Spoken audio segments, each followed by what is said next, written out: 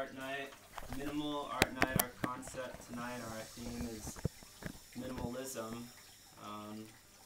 But first, so welcome to Art Night. Yay! Minimalism. So first, real quick on Art Night. So part of the whole project is to basically take the art world and all the things that go on in the art world and sort of bring it to the real world. So we go around to different locations, people's houses or studios of different artists, and sort of just get together and make some artwork and explore certain concepts in the arts. So tonight's concept again is minimalism. We got Lewis here, he's part of the Art Night crew, putting it all together, so give a big hand for Lewis. And then let's thank our three hosts, Gala, and then everybody, this is Gala.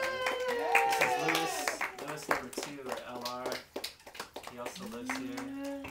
So he's also named Lewis. Host. That's Lewis. Lewis, Gala, and Lewis. We're Lewis 1 and 2, both of us. Oh. You're 1 and 2, and I'm 1 and 2. Oh. And we're gonna have You're a sandwich. we're gonna have a big battle at the end of the summer.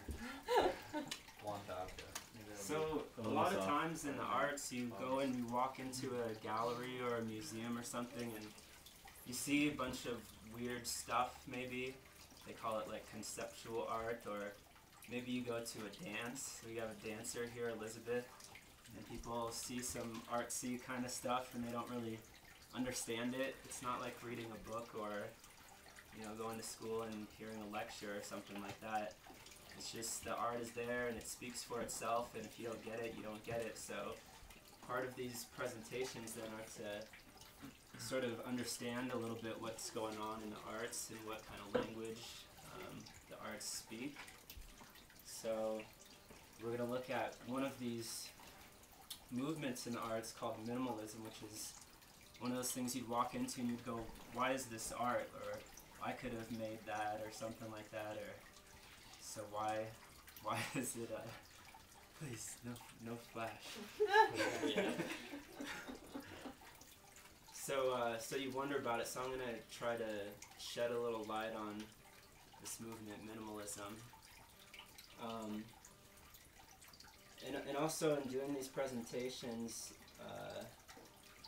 I don't just want to do them in a style that's like you would go and get in a class or something like that if you took an art history class. I want to try to bring the concepts into everyday life a little bit more and relate them to things that we experience in our everyday life. So that's about it for the intro to Art Night. Let's get on with the topic here at hand, minimalism. So first I'm going to tell you guys a few stories, and then we'll kind of go from there. So kids, listen up, it's story time. It's a movie. So maybe, how many of you guys have heard of Plato's cave? Plato, the allegory of the cave. I have. Yeah, you guys heard it? It's a pretty cool story. So girls, why don't you go up front? once upon a time there was an ancient philosopher in ancient Greece. His name was Plato, alright? And he told a story about some people that were sitting down in a cave, and they were sort of chained to a seat in the cave, and they were watching some shadows on the wall. Okay? And what was making these shadows, they're all locked up, they're chained down. I have some other pictures of this. Let's see. Here's a better picture. So they're seated, see the ball and chain there? And they're watching a wall, they're watching some shadows cast to the wall, and they're being cast by a fire and some people in the background that are holding up some puppets and stuff, right? And these people were born into that. They were born that way, just sort of watching this wall. So they basically, all they knew about reality, they thought were these shadows on the wall, and they didn't know anything else. So they thought that was real, and that's all there was to life. Here's another drawing of it. Can you guys see all right? Mm-hmm. And from the bottom there. Should react to that. And then the thing is, though, he said. So this is an allegory. It's about how life is really in the state of nature, or the truth about what is real. So he said once you get out of here, if you can get out of this cave, you can go out into the real world and see the sun and the real things and the real objects in the real world. And that was the philosopher's job, was to go out there and maybe come back and release people from their chains and show them what the real world looks like. And he said the only way to do this is through knowledge, basically. So instead of trusting your sense experience, you have to think and use reason in order to make it out here into the world of forms, is what he called it. So instead of you have a bunch of different things, like maybe there's a table or a cup or a grape, or there's a bunch of grapes here, right? But Plato would say there's a form to everything. So even though every grape is different, they have a different instantiation in the physical world, they all share in the form of grapeness, which is a universal, unchanging form, right? And so that's what he meant. He said that this is the world of forms out here, and then this is the world of sense experience in here, right? So that's just a little story. Remember that story, because we're going to get back to that. Now, let me tell you some stories about the world we live in right now. So, how many people here have a cell phone? Or wait, oh. So what does that remind you of, this story? Matrix. I gave it away, sorry. Cheater. So it's kind of like the Matrix, right? Neo wakes up from the world that he thought he knew, and it turns out he's in a different world, right? So remember that story. Pretty cool. It's going to have to do a lot with minimalism. Now look at this. How many people here have a cell phone? Or a computer? I got a computer. So we're living in an age right now where I call it the ADHD, or attention deficit hyperactivity disorder age or era, right? So we have all this different technology. The Industrial Revolution happened, and then the communication age, and now we have all these devices and stuff, and we're constantly busy and sort of answering emails, answering phones, worrying about certain things, our relationships, our financial matters, so on and so forth. And what happens is, as we kind of get caught up in the hustle and bustle, we sort of forget about where we came from, or our roots, or something like that, maybe. Does that happen to anybody here? You just kind of get caught up in one thing or another? Yes. Yeah, maybe. All right. But, one thing we can do is sometimes it helps to understand what's sort of more basic to life, like sleeping, I love sleeping. eating. Me too. What? I love sleeping. Yeah, sleeping is good. Eating, right? Dreaming. The basics. So, but sometimes we forget about those basic things when we're kind of caught up in this hustle and bustle. And then another thing, let me talk to you about, this is a picture of The Last Supper by Da Vinci. Another thing we can do as a sort of collective society is sometimes we get blinded by our beliefs, by what our basic beliefs are. So we have something called the common sense. And basically what common sense is what you accept without question. You just assume it to be true. and then you go on living your life based off of that. So back in the maybe like medieval times or Renaissance times, everybody was into religion, was the common sort of sense, and everybody believed in God, right? But then nowadays it's a little bit different. The main ideology is more scientific. So like science is sort of our basic belief. It's at the root of what we believe in. Nobody would say like, everybody sort of believes, they would agree like you need food or water or something like that. It's kind of like believing in God back in the Renaissance times. Just everybody believes it's necessary, right? So one thing we're going to look at is when we get to the root of our beliefs, like what happens, right? So keep all these things in mind. So what are some kind of solutions? How do you get to the root of things? Like how do you do it, Sasha? I don't try to get to the root of things. I just like let it unfold. How do you escape the hustle and bustle? Well, I don't. I live in a different world in my mind and just live in that world that is not here, and I find myself doing things in this world. So living in two worlds at the same time. Okay, so you meditate.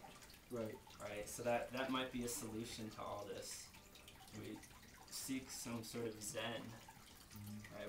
We strip away everything, get rid of it all, and then just find just being. Right. So zen is sort of a minimalist kind of thing, right? And then maybe, or maybe we just ignore everything, I don't know. We ignore the hustle and bustle. Or maybe we do like Plato said earlier, we seek knowledge. So this is a painting, it's called School of Athens by Raphael, another Renaissance painting. And this is supposed to be Plato here and Aristotle. And these are a bunch of other major philosophers. You have like Diogenes and Parmenides or whoever, right?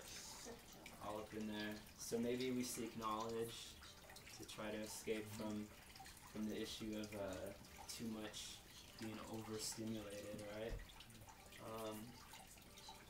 But what we're going to look at here is how the arts address these issues of having like too much or and so that's what minimalism basically is a sort of reaction to too much stuff going on and trying to get to the basic root of things or the reality of something, just like Plato saying that the shadows on the wall aren't real or whatever, and we need to get to the real world, the world of forms or something, right? So let's look at minimalism. Let's break it down a little bit more. Let me see what this is here. Let me just give you some general information about this now.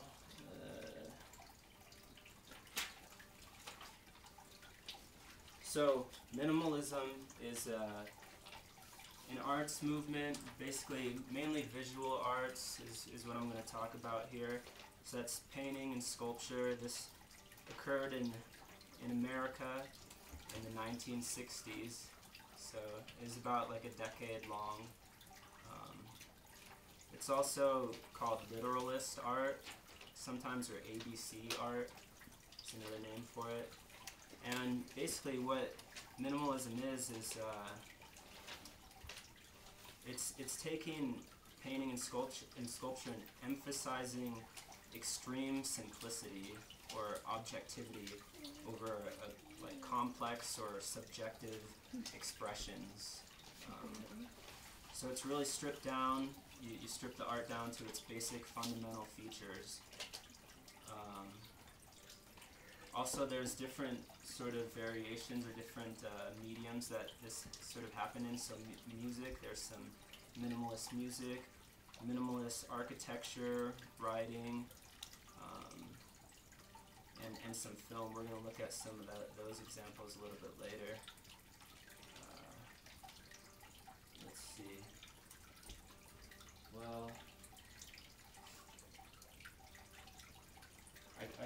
these in order. I'm going to skip ahead for a second. Let me just show you some minimalism real quick. This is minimalism art. Let me show you something good.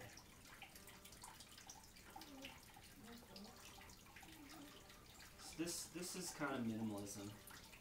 You see, this is one of the artists, Donald Judd.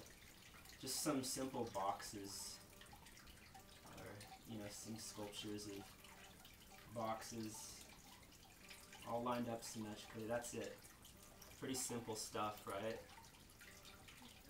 It's like, why is that art? I can do that.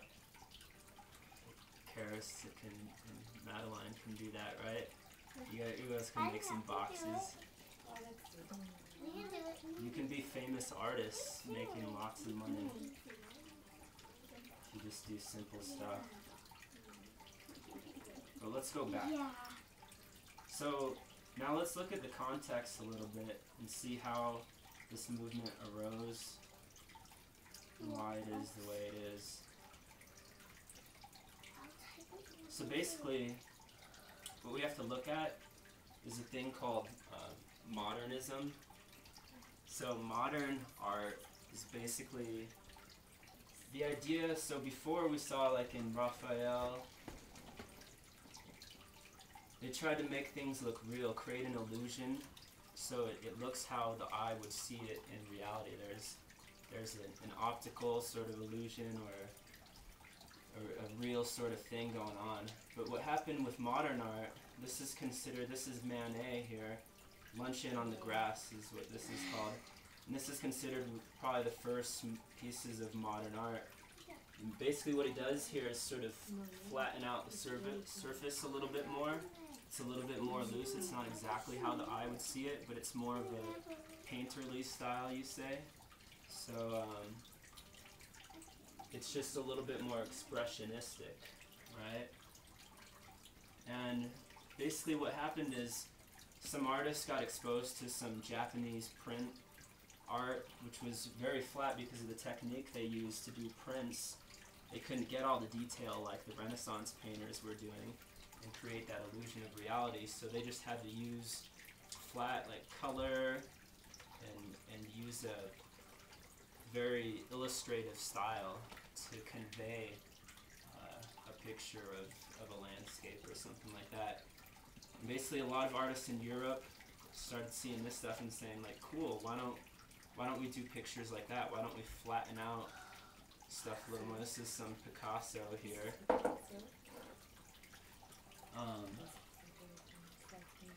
So you see there's a lot less depth going on, but you still see, these are some nude bodies there. And so the whole idea then of modernism, this is a de Kooning. As you flatten it out more and more, it just gets more and more abstract, basically. So you're still conveying something, but it's doing it in a very artistic way. So the whole idea is to use the features and the qualities that are unique to painting. So instead of trying to copy reality, you're trying to just sort of show it through painting. So paintings, it's a 2D surface, it's flat. Well, what can you do? What's unique to that? What can you do with color that you won't find in reality anywhere else as you're looking at things optically or visually? But it's just totally unique to painting. And as we started to get more and more into this, you kind of get into more crazy stuff. So this is a Pollock, Jackson Pollock. It's very